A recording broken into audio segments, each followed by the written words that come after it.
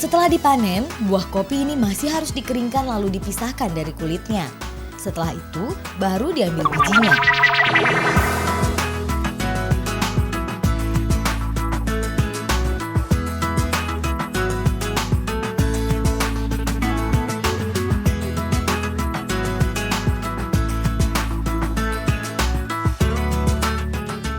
Siapa sih yang tak kenal kopi? Minuman yang satu ini biasanya dijadikan minuman selingan. Tapi tak sedikit pula yang menjadikan kopi sebagai minuman wajib sehari-hari. Tapi saya penasaran, seperti apa ya bentuk pohon kopi? Nah, karena itu saya menyempatkan diri untuk mampir ke sebuah perkebunan kopi di kaki Gunung Ijen, Banyuwangi, Jawa Timur. Namanya Perkebunan Kopi Kalibendo. Oh, ternyata bentuk pohon berbiji harum itu ya seperti ini. Sebenarnya ada banyak jenis kopi di dunia. Tapi yang ditanam di kebun ini hanya 2 jenis, yaitu Robusta dan Arabica. Kebetulan 2 kopi inilah yang paling banyak penggemarnya di Indonesia.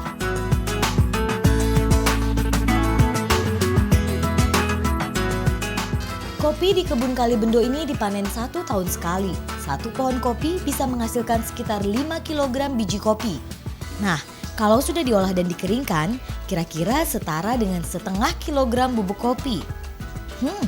Tak terlalu banyak ya. Meski demikian, kebun kopi ini menjadi salah satu pemasok kopi terbesar untuk kebutuhan di Pulau Jawa.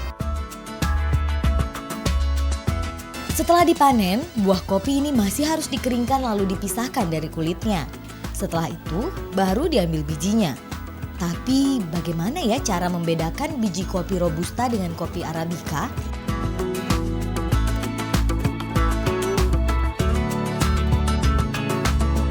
Ternyata tidak sulit kok. Jenis Arabica bentuknya lebih bulat dan baunya juga sangat kuat.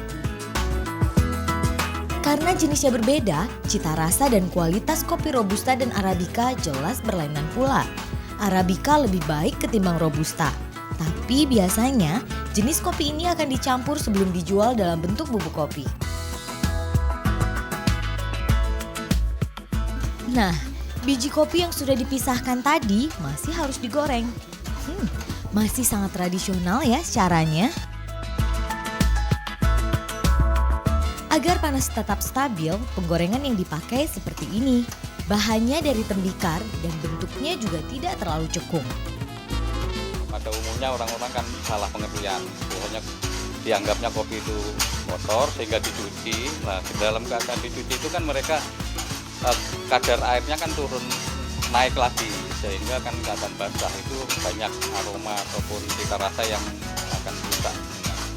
Jadi sebaiknya digoreng dalam keadaan kopi itu kering. Kopi juga harus terus diaduk agar matangnya merata. Nah, kalau sudah matang, warnanya seperti ini, coklat tapi tidak terlalu mengkilap.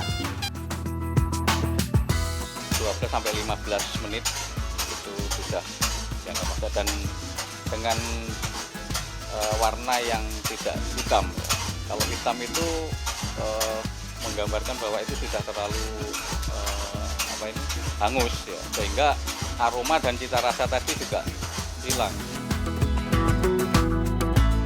Nah, kopi yang sudah matang harus segera didinginkan dengan cara seperti ini. Setelah dimasak dan didinginkan, kopi lebih baik disimpan dalam keadaan berbentuk biji seperti ini. Tempatnya bisa toples atau kaleng, asalkan masih kedap udara. Itu berguna agar menjaga cita rasa kopi tetap terjaga. Nah, jika disimpan dalam keadaan seperti ini, kopi bisa bertahan kurang lebih 3 bulan.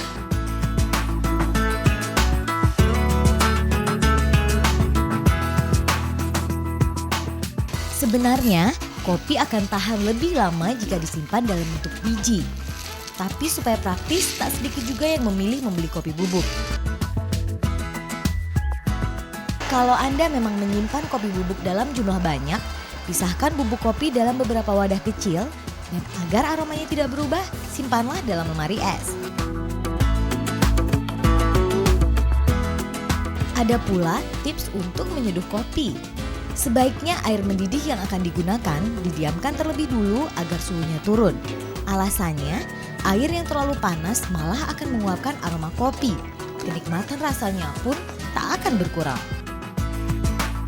Saat menyeduh pun, jangan langsung tuang air memenuhi cangkir kopi Anda. Tuang dulu sepertiga, aduk, dan tunggu hingga kopi tercampur. Ini bertujuan agar aroma kopi tidak langsung menguap. Baru setelah tercampur, tambahkan kembali air panas hingga cangkir penuh.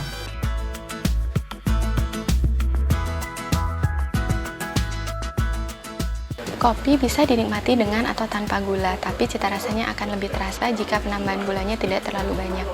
Selain itu, kunci kenikmatan kopi adalah pengolahan dan penyimpanannya yang tepat. Untari Sari Gading, Agus Munzir, Banyuwangi, Jawa Timur.